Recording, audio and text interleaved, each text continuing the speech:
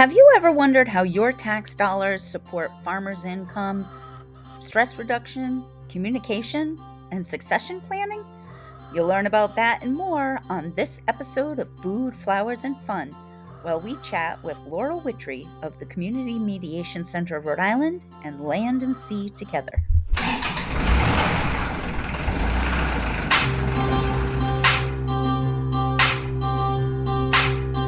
If you're the woman who does it all, farm work, housework, bookwork, homework, getting up at the break of dawn, this is the podcast for you. How do you multiply by fractions, Mom? Get away from the cares of the day. Free stock, root stock, feed stock, seed stock. Chat with women around the world who raise food, flowers, and fun. With your host, Kay Castrataro. That's me. Welcome back to Food, Flowers, and Fun Visits with farm women from around the world.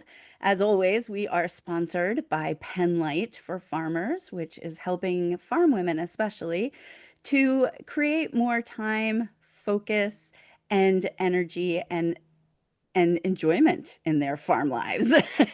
And today we have with us somebody who knows all about helping to make farm life a little bit more enjoyable. And this is Laurel Witri. She is with Land and Sea Together, which is also part of the Community Mediation Center of Rhode Island. I do have this. I know this. It's a mouthful. You know what? It's okay, Laurel. This is the way it goes here. Like, I just start recording and then I make a fool out of myself and we all just laugh at me. And that's great. That's how we encourage farmers around here. But seriously, CMCRI is a really important organization in Rhode Island because it works with farmers on succession planning and other mediation things, but Laurel's expertise is succession planning. So Laurel, I'm going to turn it right over to you and just start with, tell us how you got into ag.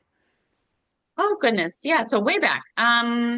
So let's see. I was living in New York City and wanted to start a little rooftop garden. And I kept applying to these programs like the Brooklyn Urban Garden Program and what other ones? Like the Brooklyn Botanic Garden. I just wanted to work, and everyone was like, no, you have no experience. And yeah, so I just started wanting to do these things in my 20s and grew up in Rhode Island in Cumberland and had very little exposure to farms and food, even though there's some great farms up there. It really wasn't on my radar. And so yeah, I was living in New York City and was like, I want to do this. This makes no sense. I'm living in New York City. And so I got frustrated and applied to work on a big farm in the Hudson Valley. And they interviewed me and they were also like, no. And don't you just love it? Like, I'm just trying to get experience, but you have no experience. Yes, I'm aware of that. And I want to get experience. And isn't this the problem in every area of life? Because people want you to already know stuff that you don't know. And in farming, that's really hard because unless you were raised on a farm, how are you going to know this stuff? Right? So yeah, you gotta learn exactly. it through somebody taking a chance on you. So somebody must have eventually taken a chance. Oh yeah, it wasn't without me begging. I said, please, I'm gonna take this really seriously. And so this was a big 350 member CSA in the Hudson Valley, and they had hundreds of acres of farmland and 6 weekly markets in the city and 60 cows and a milk, it's I don't know if you know Hawthorne Valley Farm. So that's where I got my start and apprenticed there, and wonderful learning experience. And and so that sort of, I feel like I learned more in that one year than I have in any year of my life. So I caught the farm bug and from there went to New Hampshire and immediately started working with a farmer, a female-led farm, and helped them start a CSA, and ran that for a couple of years. And then I had a lot of big dreams about greenhouses and really experimental farming, and fortuitously found a farm that was looking to have a successor. And they had some really funky greenhouses, and they did all kinds of cool stuff. It's like, we got to do this. So my partner and I worked on transitioning to take over that farm for 2 years. And it ended up, we worked with farm succession folks and mediators and tried to work that out. And it ultimately was unsuccessful. But I really learned a lot in that process. And it was fairly destabilizing, for us kind of going through that process. And we just signed a lease we had been fixing up a house and rented it out while we were trying to run this farm. And so it was a big challenge. We sort of ended up losing work and housing at the same time when it didn't work out all of a sudden. And so, yeah, it was a big impact. And I really sort of reevaluated my goals around farming and said, you know what, I want to like not take on something myself. And I want to work for someone who has more experience. And I want to work with the diverse group of farmers. And I ended up working for the next few years at the Organization for Refugee and Immigrant Success based in Manchester, New Hampshire. Okay. Yeah. And worked with like 25 new American farmers, refugee farmers from around the world, and on 2 different sites. And I started a mobile food market that served 3 different cities in New Hampshire, going to low-income neighborhoods and selling the farmers' food and sourcing from other farms, and taking advantage of the SNAP. And so, yeah, so, and from there I had a child and was like, I got to move back to Rhode Island and be near my family. And there's great work going on here. So so that's let sort me of the long story, a little bit long, but No, not at all. This is why we're here, is to hear about how other people are doing farming and how they got Mhm. into it and what it's like. And especially considering the climate that we're in right now, like I'm really struck because I didn't realize you had had all this experience with refugee farmers. And so I'm wondering if you could talk to that a little bit. Like how do you see what's going on in our country right now and its impact on refugee farmers, and how did you see their impact on the environment around them? Because we hear so much about how immigrants are coming in, they're taking American jobs, and they're causing huge problems in all kinds of areas. And so you are actually working with some of this immigrant population coming in. And I'm not Mhm. going to even ask if they were, documented or undocumented, because Yeah. I don't think it matters, to be honest, in Mhm. some Mhm. ways. But can you Yeah. speak to that? Just talk a little bit more about the experience you saw and how they impacted the world around them. Absolutely.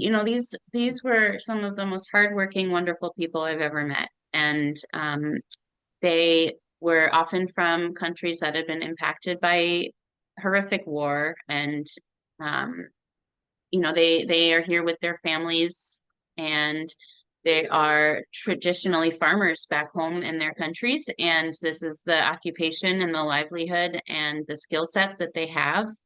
And the organization I worked with was led by a refugee who came here um, through that process, and started off working at a McDonald's and worked his way up to being the executive director to a nonprofit that he started. And they're doing resettlement, and they're running all these programs. They own several acres um, outside of Manchester, and these farmers, they grow beautiful food. They feed their families, they feed their communities, they go to farmers markets all over the state. And half the time they're working other jobs. This isn't their main source of income. They're also supporting their families in other ways. And, um, it was the kids would be running around on the farms. It was a community. There's an amazing community aspect to it as well. And I just can't emphasize enough that these are great people. And they made great relationships with their customers at the farmers markets. And just the persistence and um, I think they work harder than anyone. Yeah. Well, I And mean, and hasn't that been what we've said about immigrants throughout history is that when they come to our country, they're here because they left something really awful. Like Mhm. I always think about this. I'm like, you don't leave your home because you're happy there. Like if you're happy and you're content and you're safe, you don't go, especially like halfway across the world, like to the exact opposite side of the world sometimes if things Mhm. are that great where you are. And so when people come here, they do want to succeed. They don't want to live the same life that they were living back there. They want to create something that's new and that's fresh and that's happy and healthy, but that also does not forget who they are, Mhm. because so Mhm. I'm wondering because I've met some immigrant farmers who are really into growing the types of crops that they Yeah. grow at home. And, Yeah. I've spoken with some cassava growers and Mhm. papaya growers over in Nigeria and Cameroon. Mhm. And so how does that work for them coming over here? Like, did they try to bring their crops with them? Yeah. And did they adapt to this climate? Like, how did that Yeah, work? that was one of my favorite things. They would bring crops from their home countries. There's, African corn that's very specific that they grow. And um, we had a farmer from Nepal who would grow some really unique crops. And just to be able to have the food from your home country when you're in a foreign environment, I think that's so powerful, to be I able hadn't to even feed your thought about family. that. That And, connection like that the food has that yeah, sense of you were talking about being destabilized during the succession planning and moving like that is so destabilizing. Like it takes all I of can the imagine. things that Hmm. you're used to and it rips them away. And I had Hmm. not I'm feeling kind of foolish that I hadn't really considered the impact that that food has on Yeah. restabilizing you, like helping you to feel Hmm. like, okay, we're not It's a piece of home. completely, yeah, we're not completely displaced. Like we've Yeah. got some of us, our past is still with us. Mhm. Oh, And that's to be able to share fascinating. that with their children who Yeah. may have been born here and have never, seen their homeland. And with So us. And with yeah, those of us who are not and from that area. I mean, look at how many foods we have now. Like I hmm think about that all the time, that things that we yeah. take for granted, mangoes and kiwi and I Hmm. don't know, even different kinds of like lettucey type things, stuff that I never, and I grew up on a farm, like never had Hmm. exposure to as a kid because Right. we didn't have them. Like they didn't get shipped across the world to get here. And now Right. they're staples. Like we Hmm. don't think anything of it. And so what a gift Yeah. that is for us to be able to have this variety of food and culture coming with it. Yeah. Right. I think it only adds value. And I think in a time when, the weather is changing, the climate is changing, and, we think about trying to feed our communities, and the more available crops we have, and Yep. when they're, folks are bringing in things that can grow in this bioregion. um, So that only adds value. Yeah. It adds a diversity of crops. When something fails, there's something else, whether it's pests or weather related. And also, some of the folks that I worked with are growing things that I'm familiar with, but they're preparing their different parts of them in different ways, like the leaves from summer squash. Like that's a farm product for some of these farmers, or the leaves from sweet potatoes. I'm like, I didn't know you could eat those. And are And they this is like using them as wraps no, around they're eating them. just plain? But like But I like mean, saute like spinach. oh, awesome. See, I didn't know this Yeah, either. see, there's a whole way of preparing the squash leaves where you peel off the spines and strip, and like it's a whole thing. And I'm like, I had no idea. So, there's just so much cross pollination of food knowledge there. And I can't speak highly enough to the some of the government programs that were able to support this work, with SNAP and double up bucks, where the farmers could be getting top dollar for their cultural crops and then go sell them in their community. And the community members who were often low income, were able to pay half price for that. to me, that was just a win-win-win. Yeah. And so, just seeing many of these programs threatened is disheartening, because it's putting healthy food into families' bellies. Yeah, and I think especially in more urbanized areas where there's a lot of, small farming being done by immigrant farmers who are actually really in some ways really well prepared for that because a lot of their farming in their home country was more like what we would call homesteading. So they're Mhm, used to working on smaller acreage but making really, really productive use of that small acreage, which every is square inch. Yep. great in an urban environment, but they are also food deserts. Like, and we don't Hmm. understand that. If you're a middle class American or an upper class American, you have no concept of what a food desert is. But it's really hard to get good fresh produce in some areas of the inner city. So when you have people growing it, and the people who don't have a lot of money can actually access that, it is Yeah. life-changing, like literally life-changing for the entire community, like not just for the individuals who are buying or selling or eating or growing, Hmm. but for the entire community. It changes the Hmm. culture of the community. It's just really amazing. You Yeah. can tell I I have a could talk bias. about this I for have a forever. bias. I have a bias. So- Yeah, and right here in Rhode Island, I can mention, Southside Community Land Trust, Northern Rhode Island Conservation District, African Alliance, like there are wonderful farmers right here, who are growing these crops, who are the Sankofa project. There are just some really incredible growers right here, who we partner with, and the organizations that work with them, Right. doing great things here. Yeah. Oh, I can't wait to get some of them on our show too. Yeah, I've been working on that. You're the yeah, conduit for this, Laurel. great. But I'm gonna shift gears a little bit because Hmm. yes, we could definitely talk about this all the time. But this farm succession thing that you were talking about and the mediation work that you Hmm. do at CMCRI, I think are really, really important. And so I'm wondering if you can tell me how you got hooked up with them. Obviously, you had an unsuccessful succession Hmm. experience, which I mean, you talked about that as being destabilizing. What was that like? And it changed the course of your career for a Hmm. while, it sounds like, because you shifted Hmm. from wanting to own your own farm to maybe working with and for others.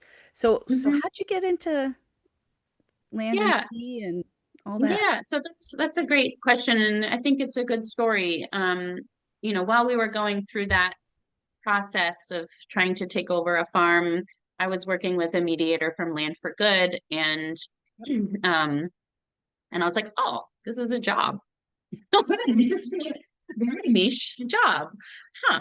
I was just introduced to the concept of mediation, and found like how helpful that could be when people, just humans in general, a lot of the time have a hard time really expressing what they want and communicating effectively. And that only gets more complicated when there's generational differences, cultural differences, different political backgrounds. There's so many layers that can make communication challenging. And so, And that just was sort of emotions. a light bulb moment for me. It's like, this is interesting. What were you going to say? I said, and emotions, Oh, because yeah, yeah. once you get, you can have all those differences, and then you hit like a big emotion, either sadness or anger Hmm. or fear or any of those things, and it's like, Yeah, and then yeah, that's all exacerbated. Yeah. yeah. Oh, yeah. Um, and so, yeah, so I went through that and did these other jobs and was looking for work in Rhode Island because we wanted to move. And um, at post-pandemic or during the pandemic, there was some funding to support farm stress. And so it was Farm Stress Assistance Network. And the Center for Mediation had applied with DEM for that grant through the USDA. And so the Center for Mediation is the agricultural mediation um, program of for Rhode Island. So almost And every each state. state has one of those Yep. in the United States, right? Just for Hmm. those out there who Yep.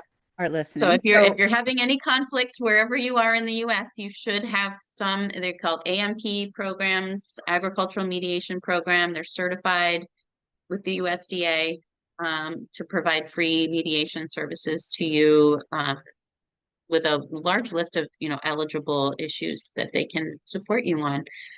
Came out of, I want to say this could be totally wrong, but I'm pretty sure it's from the 80s where a lot of farms were defaulting on loans and needed some help negotiating with creditors. And so, but this program has been around for a long time, and um, it's a pretty bipartisan program.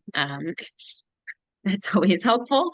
Um, well, the and fact is that mediation in and of itself is not a new thing, and it's not a political yeah, thing. Like, exactly. we actually, my ex and I actually went through a mediation Hmm. process when we were, finalizing custody things for my kids, Hmm. and Hmm. so, and that was actually after I had been trained as a mediator at Hmm. CMCRI, and I remember just sitting there and watching this woman. I was like, wow, she is textbook. Like, she is so good at what she Hmm. does and how she was just able to cut through a lot of the stuff that we throw around as being problems, and Right. she's like, that's not really the problem. What's really the Yeah. problem is this, and what you Hmm. really want is this, right? And you're like, oh yeah, actually that is what I really want. Okay, Hmm. well, what Hmm. you're asking for isn't going to give you that. Oh, it's not.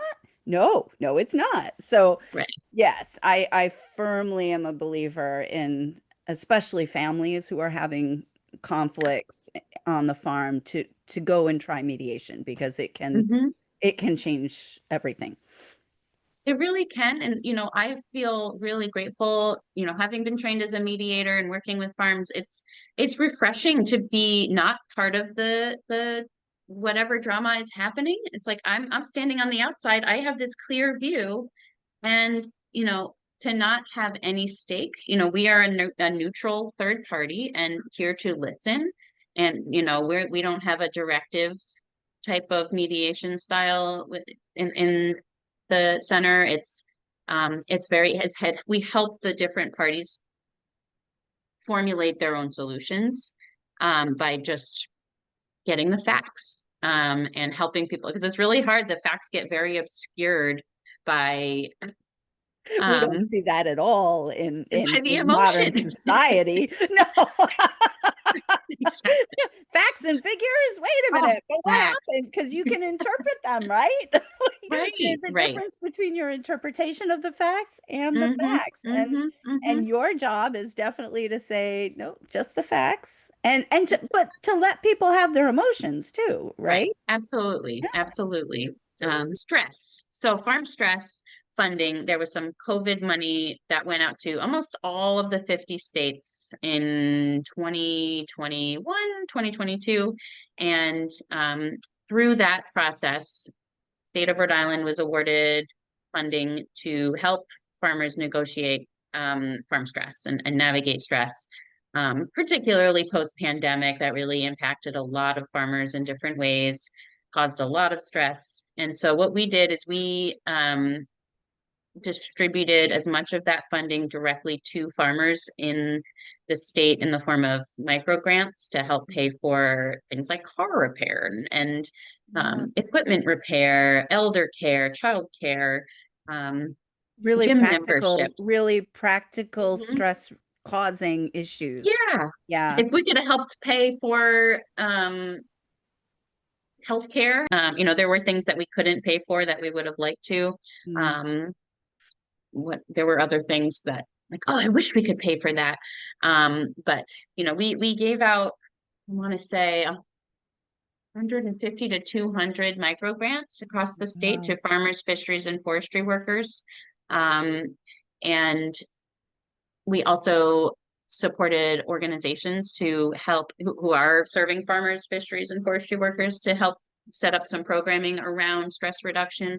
And we did a needs assessment where we gathered data from those three different industries to really see what is causing the stress. What are people doing when they want to try to treat whatever stressors they have. Yeah. What And resources are what out did you there? find? What did you We find? we have like a 60-page report if anyone's curious I that want your 60-page report. yeah, we've got Yeah. lots of data and Because I'm a junkie for data. I know we love data too. My boss is always like, "What do you want to do with that data, Laurel? Do we really, is that an essential question?" And I'm like, "I don't know. I just want to know." And she's like, "Okay, well that we I don't know if we can ask." That's not a good reason to have the question on there. Like, I'm just curious. Um, so But we have a I'll report. use it for you. I'll take a Yeah, look there at we it and go. see. Yeah, and so one of the major items, a couple of major things emerged, and it was around succession planning. And so DEM, Ken Ayers at DEM, this is a big priority of his at the Division of Ag. And you know, if we look at the statistics of the average age of the farmer in Rhode Island and across the country, this is not a Rhode Island problem. But No, you know, we are 50s, looking, right? Mid it's 50s, mid 55. 50s, 55, 56. And generally what I've read is, you know, around age 50 is when you should begin your succession planning. Um, it doesn't mean you have to be ready to hand over your farm at 50, 55, but it means that, you know, you should thinking about the future. If something should happen, what happens to your farm?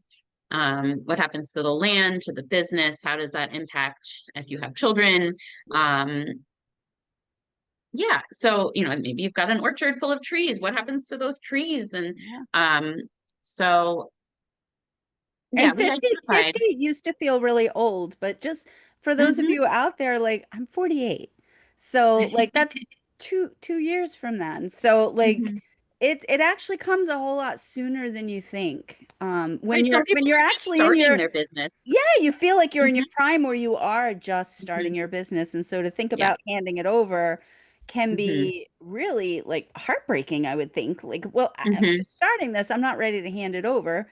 And Mhm. what I'm hearing you say is that it's not about handing it over.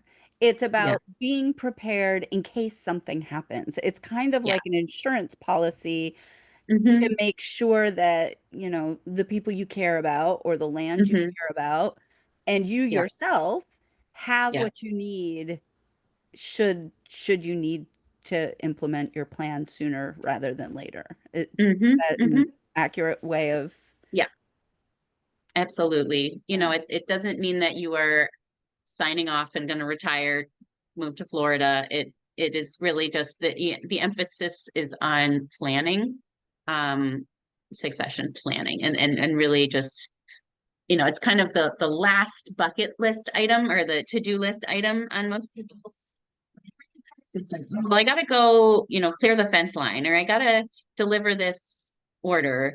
I'd rather use the money I have to fix the tractor, instead of paying an attorney to write up an estate plan, or make a trust. Mhm. I don't want to deal with that because it's overwhelming and it's expensive, and I gotta focus on growing my business or just managing the day to day. Right. So. Yeah, and you know that decision-making process that kind of reminds me of there's a matrix that we use sometimes to prioritize things, like what things are urgent, what things so Mm, urgent meaning like there's a time limit on it. You got to do it mhm, or you're going to miss the time frame. And then important as in, well, it matters to me a lot because it's something that mhm. has a big impact. And then you have the things that are, you know, urgent but not important and urgent. And so looking at your farm succession planning, that can feel very not urgent because your health is good. Your Yeah. finances are probably pretty stable, you know, hopefully, if you've been farming for a while.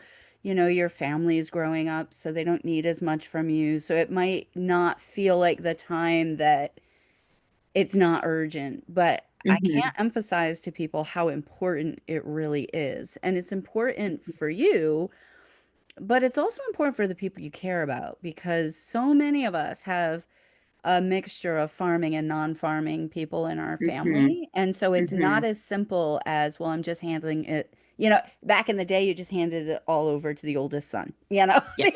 Yep. the oldest son just got everything, and everybody Yep. else was like married off Yep. and stuck on their Yep. own, or, you know, apprenticed off to the horseshoe maker or Mm-hmm. something. But Yep. that's not how we do it anymore.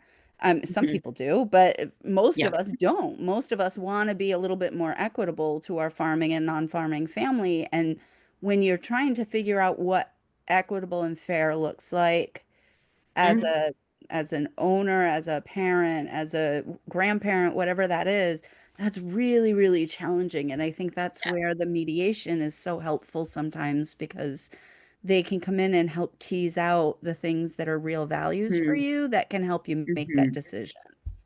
Yep. And this is very far from a one size fits all situation. Yeah. I approach every farm family on an individual basis. And everyone's farm succession plan will look different. And some families, what looks fair to them will look really unfair to someone else. But every dynamic in every household is different, and every farm operation is different. Everyone's finances are different. And so it's really important to help people drill down and understand what their needs are as the farmers, the farm owners, what they need, just like you said, what they need for their kids if they have children, who's farming, who's not, and do those, what do those folks need as well? Um, Mhm. but And it's so it's tricky.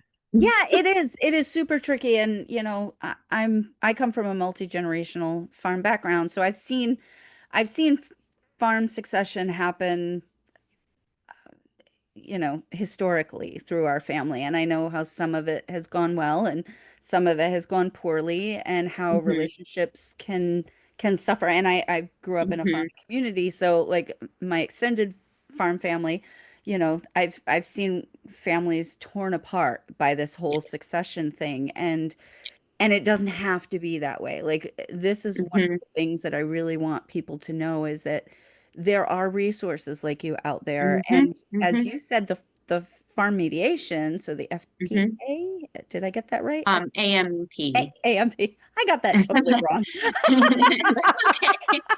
which is why I asked. The I think AMP. it's like Uh, CAMP, the Farm Certified Agricultural Mediation Programs. there we go. Certified. So camp, camp. Yeah, All yeah, right, yeah. camp.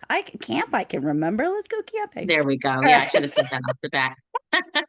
But anyway, these resources are there, and they're free for Yeah, a lot of farmers in a lot of situations. So yeah, that now takes it off of it's a financial burden, and puts it yeah. back into this is a really important thing, because it's part of your legacy. It really is going to be Hmm. how Hmm. people remember you in your farm culture, not to put, you know, Hmm. pressure and guilt on people, but there is a fact that, you know, I mean, I tell my parents all the time, I'm like, I don't care what you do. I just want you to get it straightened out, because I don't want Yeah, the three of us to have to be sitting here, the three, because there are three siblings. I don't want yeah, us sitting there trying to figure it out. Like that's more than I want to do. And yeah. I'm not farming actively anymore, so it's like, hey, you know, I get Hmm. whatever you have to do, but just please do it, Yeah. because then we can deal with grieving. We don't have to deal with grieving and trying to And negotiate what you're going to probate do with your right probate. Oh, who yeah, wants to do that? My house right. is in a trust. Like, my kids, I don't Hmm. even technically own my house. Like, I mean, Hmm. it's in a Hmm. trust for my kids already. So, Yeah. I know that there are confidentiality issues, and Yep. I don't want to do anything that would violate any of those. Hmm. But within the framework of confidentiality, are there some examples that you can give us of ways in which different succession plans worked out for people, so that they can have an idea of, I think some of us maybe are afraid of succession planning because we don't even know what's possible. I wonder if there's some Yeah. possibilities you can give us. Sure. I've worked with farms, and they kind of have a sense of what they want already, and they say, look, I know I want a revocable trust. I know that I want to put the farm into a trust. And I just need help finding a lawyer and putting some language to that so that I know it's protected in the ways that I envision. And I'm like, great, let me help you. We have Legal Food Hub. They have a presence in Rhode Island through the Conservation Law Foundation. Right. Check their website out. They will match you with a free attorney if you qualify to their financial guidelines. And if not, they will still help find you an attorney who has some knowledge in agriculture, which can be Nice. hard to find. So they are a big referral partner of ours. So I will speak to the longevity of this process. There are some farms I've been working with for 3 years, and it's a, sign a couple forms and it's done. There is a transition of the leadership as well as ownership. And so just because the farm owner, and we call them sometimes the owner generation, they may be ready to start transferring parts of the farm ownership. So maybe that successor gets added to the LLC, or they get added to the trust. Or maybe they start being gifted parcels of shares or parcels of the land, or shares in the business over time, or just money over time. So that, that's part of the ownership transfer. And then leadership transfer, how do we start to transfer the decision-making power? That piece could be really tricky. So maybe maybe some ownership has changed, but it's really tricky.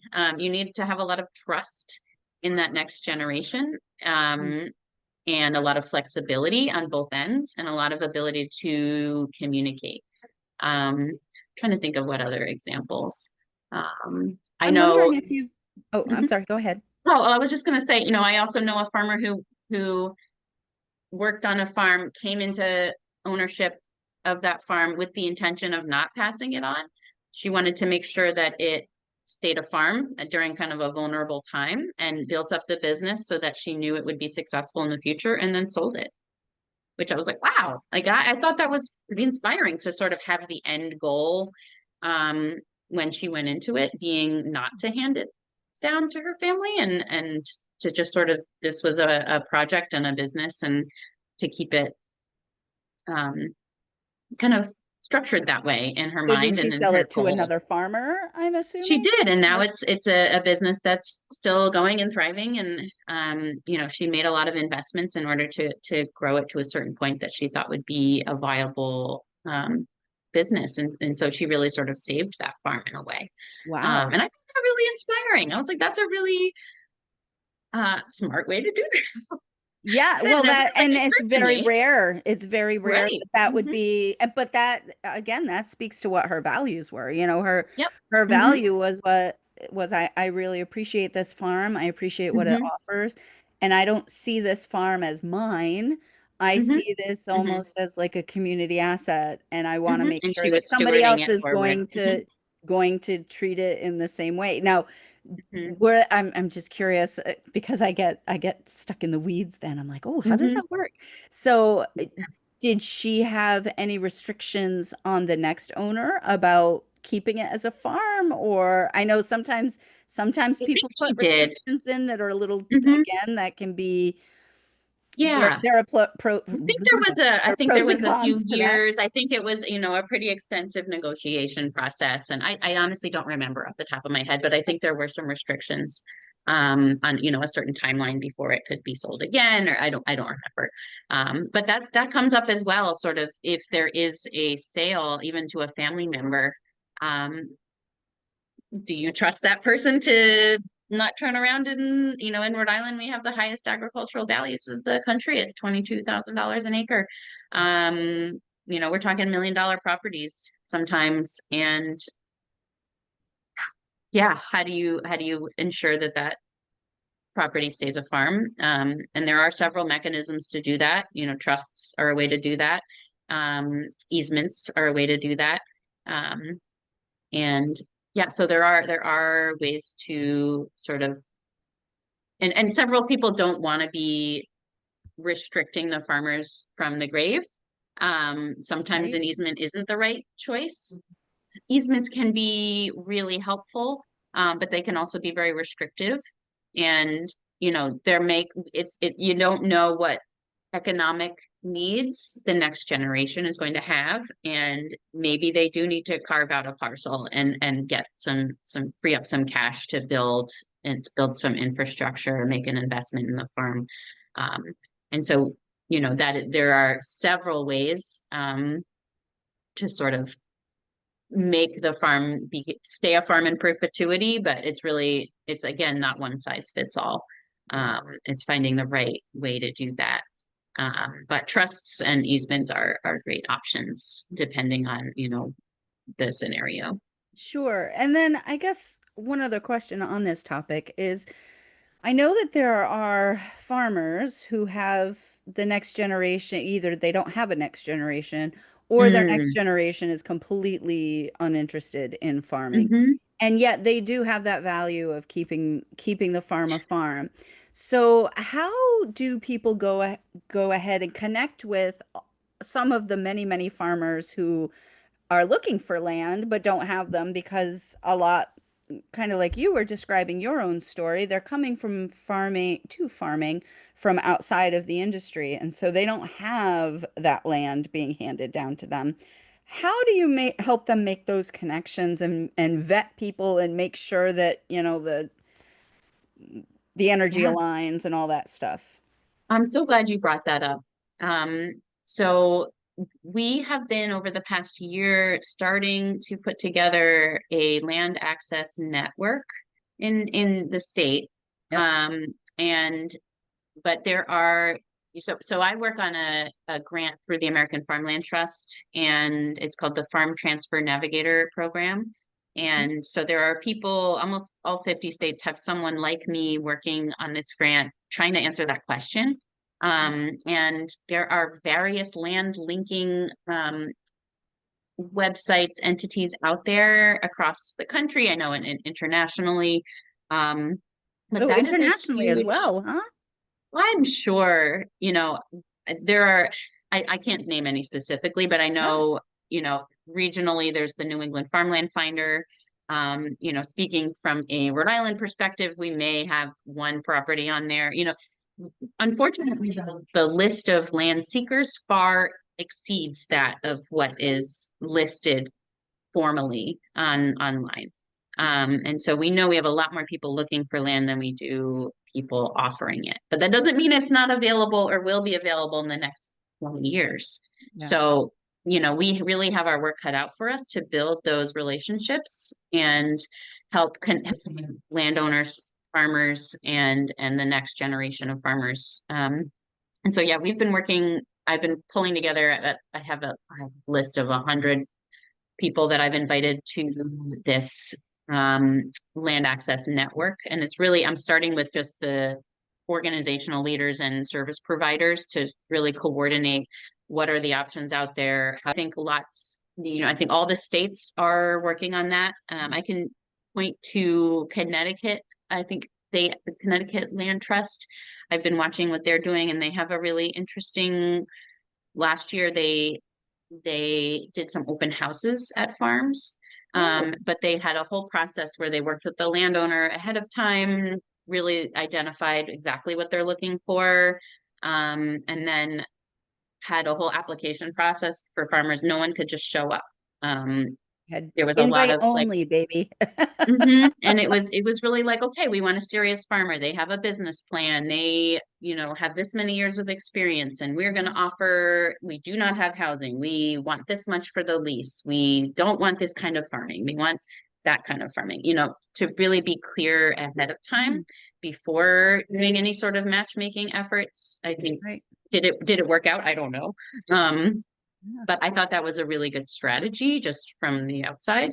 Yeah. Um, and we have been partnering, and Land for Good is doing some really interesting work around recruiting and training landowners. Yeah, they've Um, been working on that for a long time. I yeah, mean, they've been doing this work forever, and back they're when I was an wonderful. extension agent at URI, what was that? Well, my son's 13, so like 13 years ago. Mhm. Yeah, we were trying to crack this nut then, like trying to figure out how Yeah, to make the system work. And it seems on the outside like an online system would be so easy and so simple, but it really isn't because it totally takes out the human it side of does. it. It just looks at the land side.